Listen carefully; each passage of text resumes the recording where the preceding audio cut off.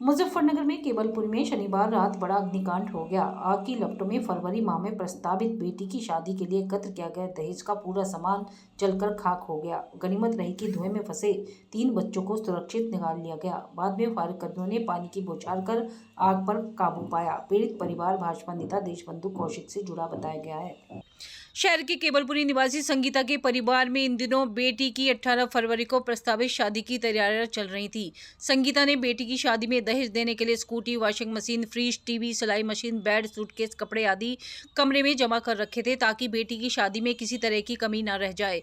शनिवार रात को संगीता और तीनों बच्चे अलग अलग सो रहे थे, जबकि ऊपरी हिस्से में संगीता का देवर मनोज अपने परिवार के साथ था। शनिवार देर रात अचानक उस कमरे में आग लग गई जिसमें दहेज का पूरा सामान रखा हुआ था।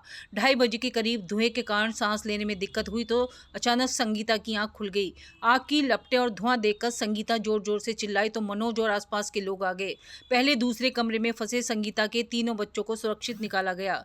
इस बीच सूचना पर आई फायर कर्मियों की टीम ने काफी प्रयासों के बाद आग पर काबू पा लिया, लेकिन तब तक दहेज का पूरा सामान जल चुका था। संगीता का तो रोते रोते बुरा हाल है। संगीता का कहना था कि दहेज का तो पूरा सामान जल गया, लेकिन शुक्र है कि उनके बच्चों को सुरक्षित निकाल लिया गया। प्रथम दृष्टया आग का कारण शॉर्ट सर्किट बताया जा रहा है। ये शॉर्ट सर्किट से लगी आग। और जो है जिस कमरे में आग लगी उसमें घर का सारा ही सामान रखा हुआ था। अगले माह शादी है, शादी का सारा सामान उसी में था। एक्टिवा वगैरह खड़ी थी, एक्टिवा भी जलकर सब कुछ राख हो गया। बस ये है कि बच्चे बच गए सब कुछ, नहीं तो सब कुछ जलकर खाक हो जाता। अगर मान लिया 10 मिनट बाद भी इनकी आंख खुलती तो शायद कोई भी जीवित न बचता।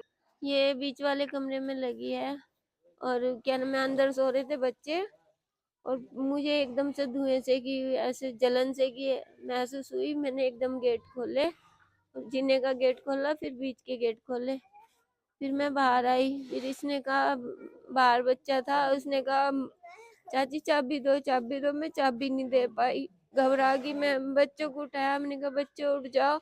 बच्चे देखो आग लगी आग लगी। इसके चाचा को कहा भाई मनोज बचा ले बच्चे को, बच्चे मर जाएंगे भाई, मेरे बच्चे मर जाएंगे, मेरे सारे बच्चे खत्म हो जाएंगे, भाई ने बचा लो किसी तरह।